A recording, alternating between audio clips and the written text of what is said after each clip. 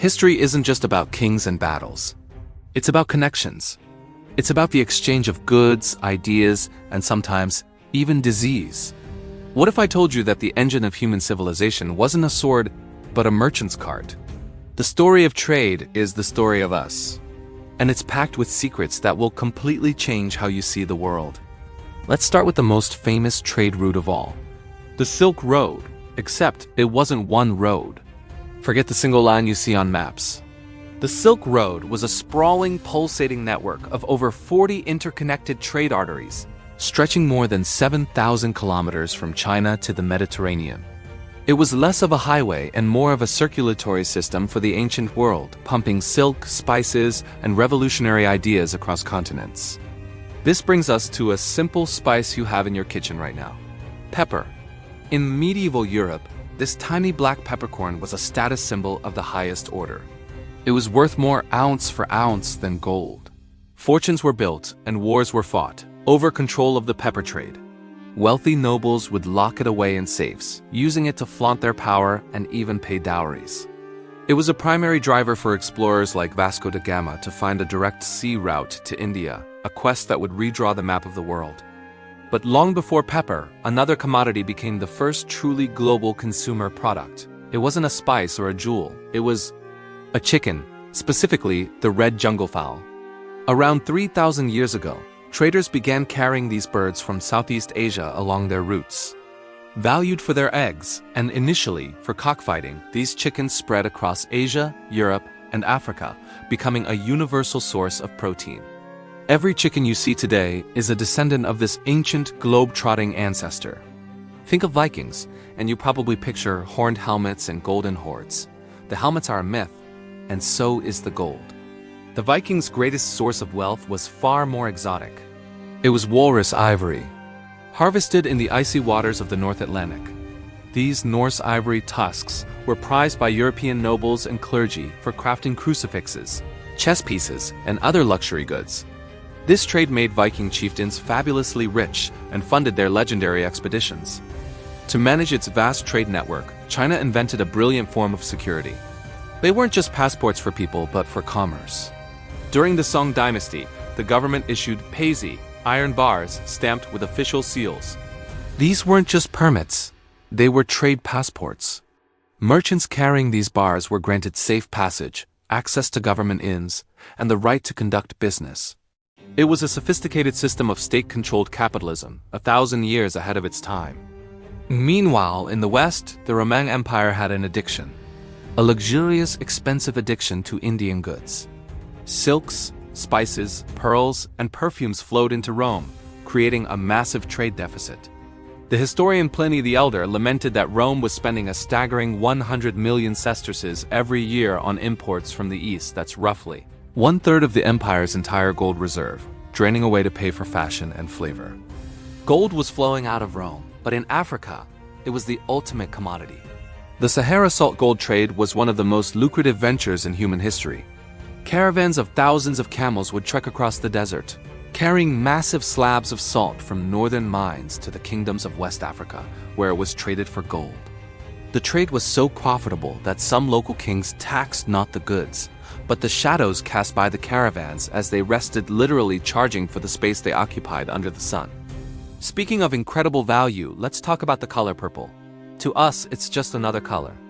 To the ancients, it was the color of gods and emperors.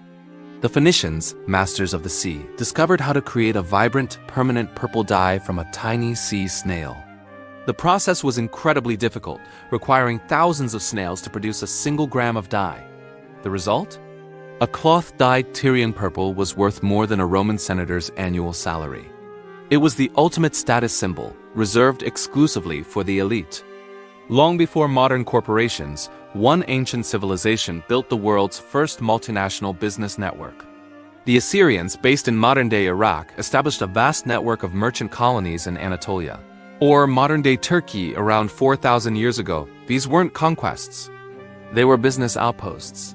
Clay tablets discovered there reveal a complex system of contracts, loans, and family firms, operating across hundreds of miles, the world's first multinational corporation.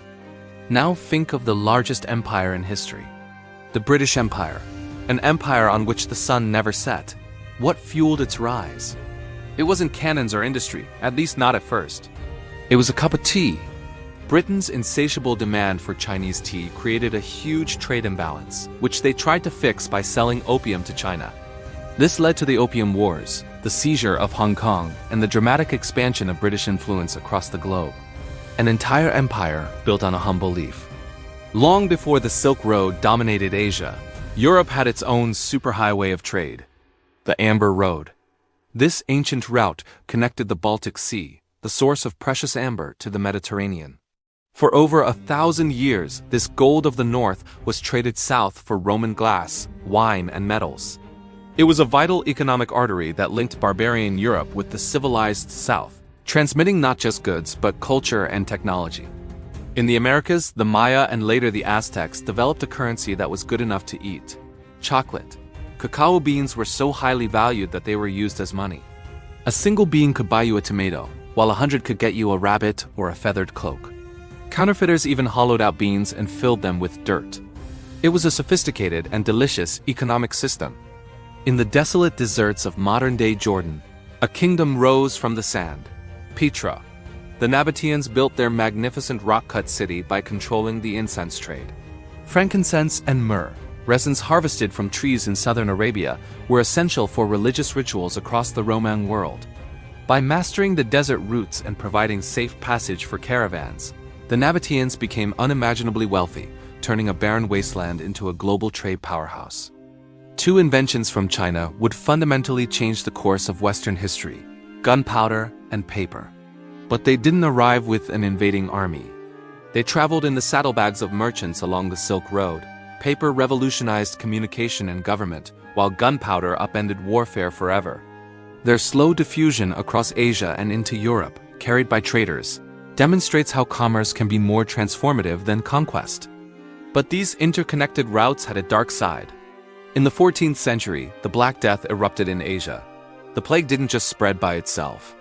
It traveled along the very same trade routes that carried silk and spices.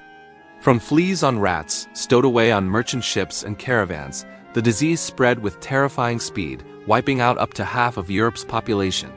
The world's interconnectedness, its greatest strength, became its greatest vulnerability. After the plague, Europe rebuilt. And in the cities of Bruges and Antwerp, a new financial institution was born from the cloth trade. Merchants gathered in specific houses or bourses to trade goods and eventually to trade debts and shares in business ventures. This was the birth of the world's first stock exchanges, a system that would come to finance empires, industries, and the modern global economy. The reach of ancient trade is truly staggering. Imagine an archaeologist in Japan digging at the site of a 5th century castle and finding Roman coins. It sounds impossible, but it happened. These coins, likely passed from hand to hand over decades and across thousands of miles, are undeniable proof of the immense indirect reach of ancient global trade networks. A Roman emperor's face found an entire world away. Africa, too, was a central player in this global network. The great stone ruins of Great Zimbabwe stand as a silent testament to a powerful medieval kingdom. From the 11th to the 15th centuries, this city was a major trade hub. Its gold, mined from the surrounding plateau, was traded to Swahili coast merchants and found its way as far as India and even China, proving Africa was an integral part of the medieval world economy. But perhaps the most impressive traders of all were the Polynesians. Using nothing but the stars, the currents, and the flight of birds, they navigated and settled a vast triangle of the Pacific Ocean spanning 20 million square kilometers. They weren't just migrating, they were trading. They established complex exchange networks for stone tools, precious feathers, and food, connecting islands separated by thousands of miles of open ocean. It was the greatest feat of maritime exploration in human history. Finally, where did it all begin? How did you prove your goods were yours? With the world's first brand logos. Over 4,000 years ago, merchants in Mesopotamia used cylinder seals, small, carved stone tubes to roll their unique symbol onto clay tablets and jar stoppers. This seal was their signature, their trademark, a guarantee of quality and ownership. It was the birth of branding, the ancient origin of the logos that surround us every single day. From a chicken to a cup of tea, from a grain of pepper to a block of salt, these exchanges didn't just move goods. They moved the world. They built empires, toppled them, spread ideas, sparked innovations, and connected humanity in a web that stretches back to the dawn of civilization. The real story of history is written not in ink, but on the trade routes that bind us all together. History is a web of connections, and trade is the thread that stitched our world together. If you enjoyed uncovering these hidden facts, hit like, subscribe, and tell me which trade story surprised you the most. Until next time, stay curious.